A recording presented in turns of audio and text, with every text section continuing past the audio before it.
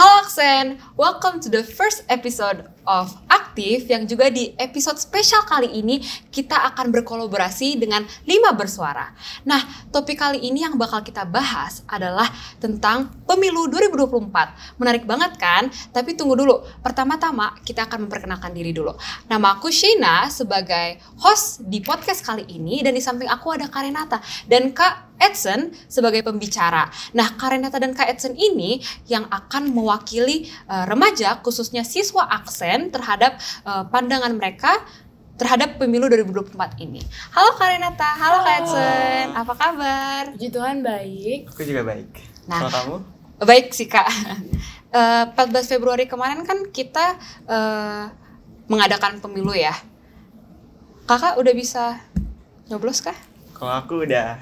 Kalau Kak Renata? Kalau aku belum, karena aku 17-nya baru di akhir tahun, jadi belum bisa berpartisipasi di pemilu kali ini. Oh gitu ya. Gimana sih rasanya jadi remaja Gen Z yang belum bisa dan bisa berpartisipasi dalam pemilu ini? Renata dulu aja nggak apa? Aku sih sebagai remaja yang belum bisa ikutan nih di pemilu kali ini, sebenarnya seneng banget karena bisa merasakan ramainya suasana pemilu kali ini, terus bisa ngikutin kayak debat, terus habis itu bisa ngeliat orang-orang kampanye, terus ikut dengerin tanggapan dari orang-orang sekitar aku seperti keluarga dan teman-teman yang udah bisa milih. Jadi kalau aku pribadi, aku ngerasa cukup beruntung karena aku di usia 17 tahun ini aku bisa langsung ngerasain gimana sih nyoblos di pemilu, gimana pemilu pertama kali yang aku lakuin di tahun ini.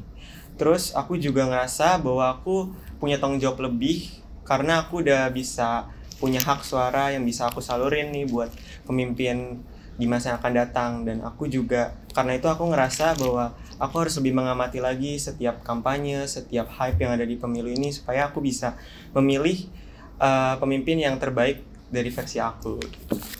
Kak Renata kan tadi belum memilih ya. Ya, gimana sih cara remaja yang belum bisa memilih bisa ikut dalam pemilu ini dari awal kampanye, debat, sampai nanti hasilnya diumumkan? Untuk pemilu kali ini sih, untuk yang nggak bisa milih ya, ikut berpartisipasinya tuh dalam bentuk kampanye mungkin karena kayak dari aku sendiri yang belum bisa milih, tentu punya pilihan sendiri kayak misalnya lebih suka antara paslon 1, 2, atau 3. Nah, aku ikut meramaikan lewat media sosial sih, terus kayak ngeliatin komentar-komentar orang, terus ada yang kayak rap debat capres gitu kan, capres-capres, terus habis itu kayak ngeliatin calon presiden dan calon wakil presiden tuh kayak misalnya cara mereka berkampanye seperti apa, dan tetap ngikutin aja sih dari awal sampai akhir walaupun nggak bisa milih. Tetap ngikutin ya, berarti ya. Nah sekarang untuk Kak Edson nih, Kak Edson gimana sih rasanya pertama kali ikut suasana pemilu ini dan ikut nyoblos, gimana rasanya? Ya jadi di pemilu kali ini aku tentunya ngerasa senang dengan pemilu tahun ini karena tentu saja pemilu yang kali ini kan berbeda ya dengan pemilu yang sebelumnya karena aku udah bisa milih di pemilu tahun 2024 ini. Jadi aku merasa antusias dan aku juga mau ikut meramaikan pesta demokrasi yang mana cuma berlangsung 5 tahun sekali juga kan. Jadi aku juga mau pakai suara aku di pemilu kali ini dengan baik tentunya. Oke. Berarti kita kan Gen Z ya, jadi kita pasti tumbuh dengan teknologi juga kan.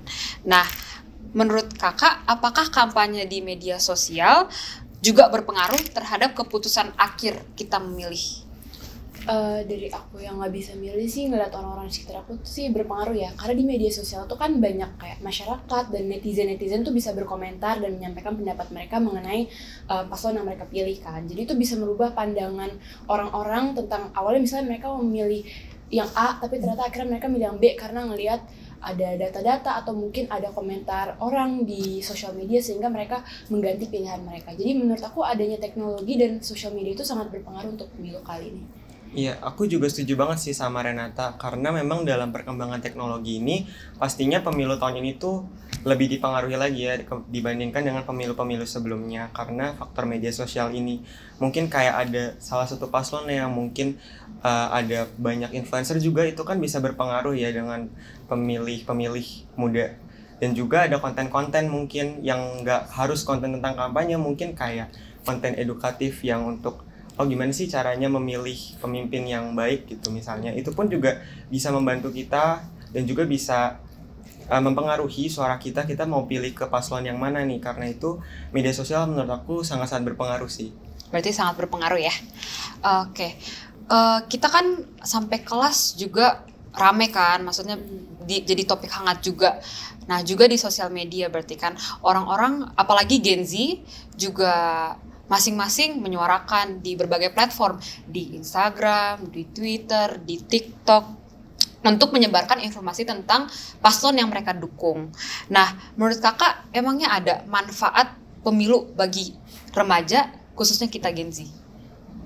Menurut aku sih pemilu kali ini tuh memberikan peluang bagi kita remaja Gen Z untuk kayak berpartisipasi dalam proses demokratis dan memberikan suara mereka untuk memilih pemimpin dan perwakilannya. Terus juga meningkatkan critical thinking, di mana kita kan kayak, apalagi yang pertama kali milih kayak Edson itu kita bukan dipaksa, kayak kita harus memilih dengan kritis supaya kita nggak salah pilihan. Jadi kita harus melihat semua prosesnya dengan baik dan memikirkannya dengan baik juga supaya nanti nggak nyesel pas milih terus yang kayak kenapa aku pilih ini ya, kayak gitu. Jadi kayak harus meningkatkan critical thinking juga. Nah ngomongin tentang critical thinking, menurut aku juga salah satunya ada juga kan debat capres yang pasti dilakuin setiap pemilu. Dan menurut aku media debat ini tuh bisa banget jadi suatu hal yang membuat kita tuh bisa lebih tahu lagi nih visi misinya, prokernya. Kita bisa lebih lagi memiliki objektivitas gitu. Misalnya kita bisa lihat paslon yang mana yang menurut kita itu lebih memihak pada rakyat kah, atau mungkin lebih sesuai dengan hati nurani kita. Melalui debat ini juga kita bisa karena KPU kan juga melakukan debat ini dengan format yang tentunya udah dirancang gitu. Jadi pastinya setiap paslon itu bisa menunjukkan setiap kemampuan mereka dengan baik, dan kita bisa menilai juga lewat debat ini salah satunya. Iya.